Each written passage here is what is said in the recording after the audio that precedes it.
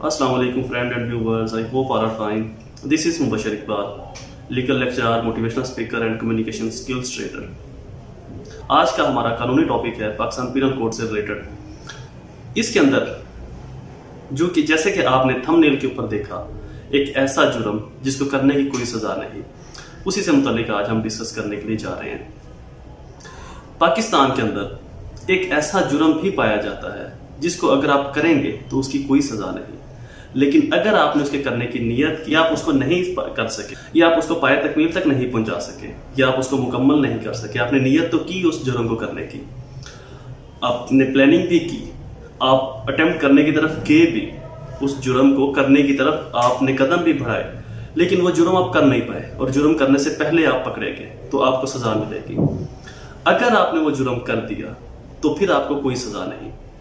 ये एक different law है, आप हैरान होंगे, दुनिया के अंदर ये वाहिद जुर्म है जिसको करने की कोई सजा नहीं, लेकिन ना किया या करते हुए पकड़े गए या प्लानिंग तो की, आपने कोशिश तो की लेकिन कर नहीं पाए, फिर भी आपको सजा होगी।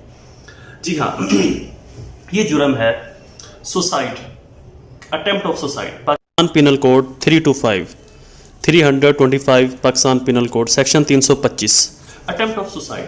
Whoever commits suicide and does any such act or such offense shall be punished with simple imprisonment for the term which may extend 1 year or fine or both। 1 साल से सजा बढ़ाई भी जा सकती है, जुर्माना भी हो सकता है और दोनों सजाएं इकट्ठी भी।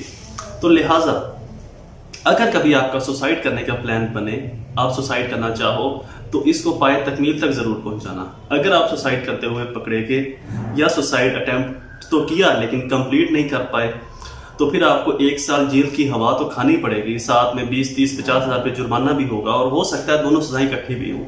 और ये 1 साल की जो सजा है ये कम से कम है, इस सजा को बढ़ाया जा सकता है।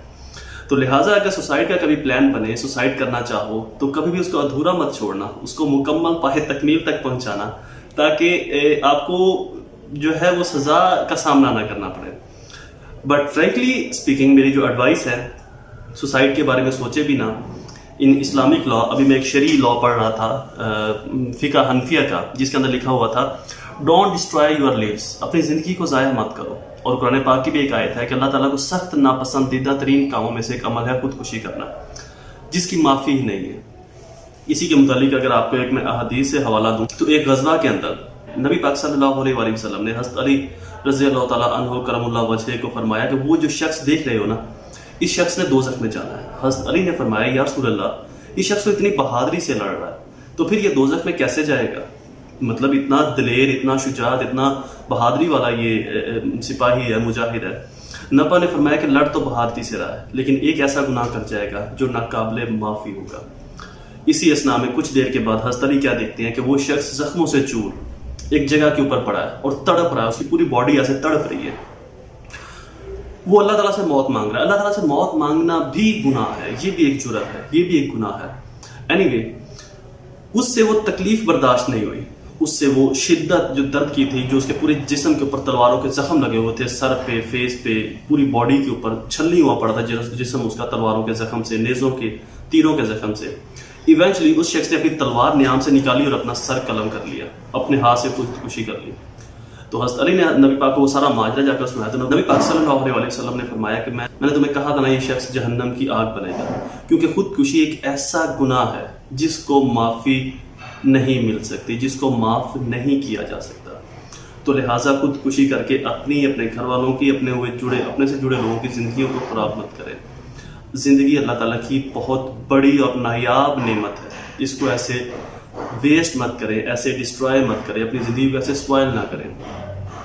उम्मीद है आपको ये मेरी बात अच्छी लगी होगी और एज ए लीगल लेक्चर आप इसके ऊपर अमल करेंगे। मेरे चैनल को सब्सक्राइब करना, लाइक और शेयर करना मत भूलें। मुझे अपनी दुआ में ज़रूर याद रखिएगा। अल्लाह ताला आपका हामी नासिर हो।